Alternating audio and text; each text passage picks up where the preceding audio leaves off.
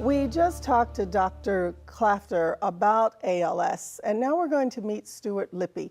He's a documentary filmmaker from Tampa to talk about a very special film he produced about a man named Dudley Clendenin who suffered from ALS. Stewart, thanks for being with us. Thank you. So you've been making films, documentaries for a while.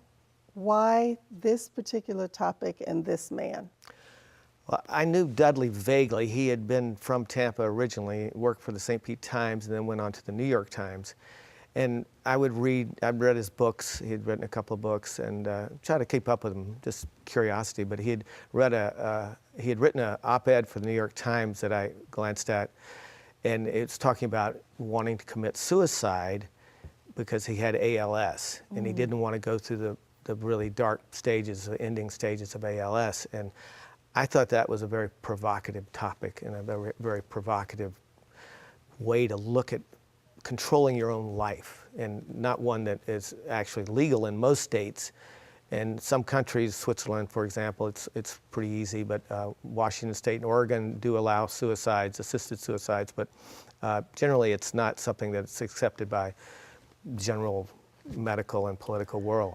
That's not a light topic to take on as a filmmaker. How did you do it? Through whose eyes did you tell this story?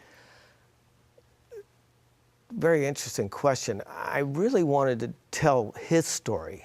And he was, I mean, being a journalist, he understood what I wanted to do. And once his agent said okay, and his lawyer said okay, and those formalities were out of the way. But by the time I started the project, I could hardly understand him. Because bulbar ALS affects the vocal cords. And so he had been doing interviews for WYPR in Baltimore about the onset of the disease and development. And so they were kind enough to give me access to those recordings, which sort of form his voice. Dudley Clendenin joins me in the studio. Good morning. So, Dudley, a place called Canterbury chronicles your care of your mother during the last months of her life. You talk about her silenced voice. And the reason you're here this morning is that very soon your own voice will be silenced. Tell us what's going on.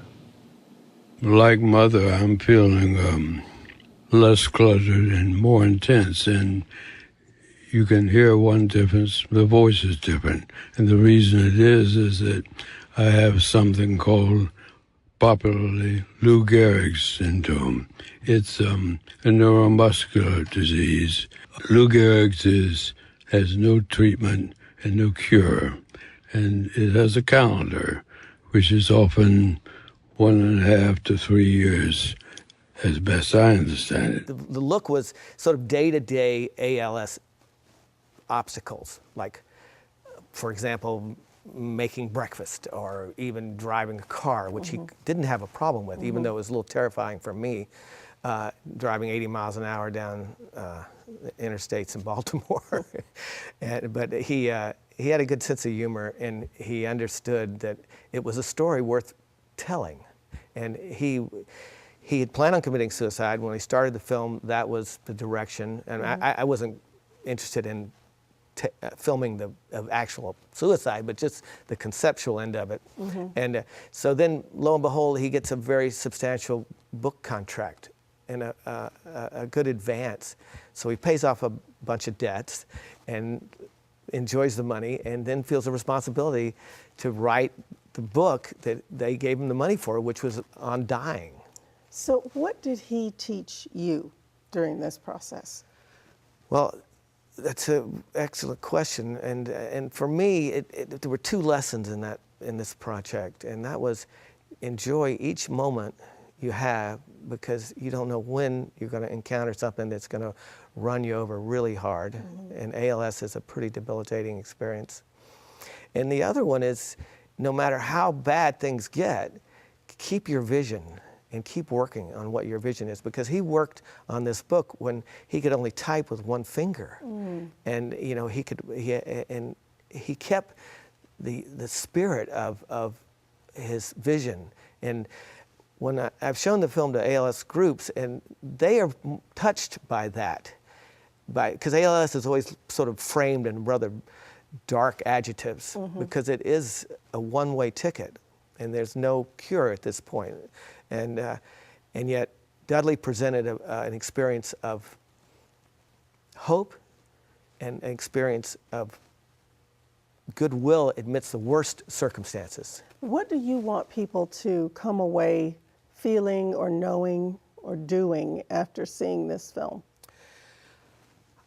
I hope that they feel an empathy for those with ALS, and I hope that they gives them greater understanding of that experience, and certainly hope that they are inspired to live their life to the fullest, as Dudley Clendenin did. How did that whole experience change the way you live your life?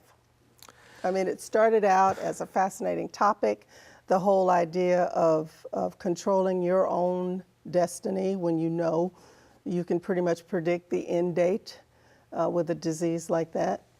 How do you live your life differently as a result of having created this project? I understand that we all have our due date, and it can happen anytime. And that's just maybe a process of aging, but it's certainly that experience of filming him. And he was very bold. You know, I shot a lot of stuff I didn't use because it was just too visceral. It was too painful to see. But he wanted the story told about the experience. Well, thank you for taking the project on, because I'm sure as he touched your life and he inspired you to do some things differently, I'm sure your work will inspire others when they see it. Thank you for being with us. Oh, thank you. We will be back right after this. He was writing very directly about people who are waiting to die. Now, we're all waiting to die, but there's a kind of focused inevitability when you are on death row or when you're living in a colony of octogenarians. When you have this disease that is so powerful that the name we associate with it, Lou Gehrig, the Iron Horse, the disease that can even tear down this man who thought he was the luckiest man on the face of the earth.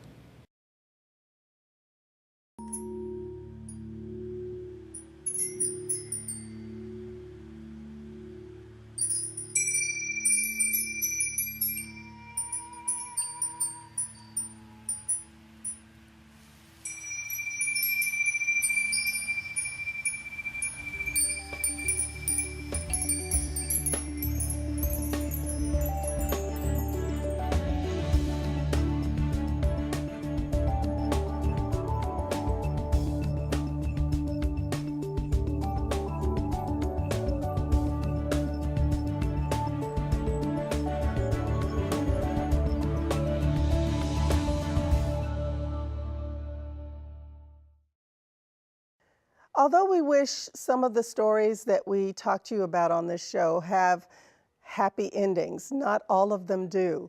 But in this special program, we hope you've learned something and you've been inspired by the people who are dealing with ALS on a first-hand basis or who chronicle their stories. It's one of the most touching ones we've ever done, and we're glad you joined us for this edition of Healthy Connections. I'm Annetta Wilson. We'll see you next time.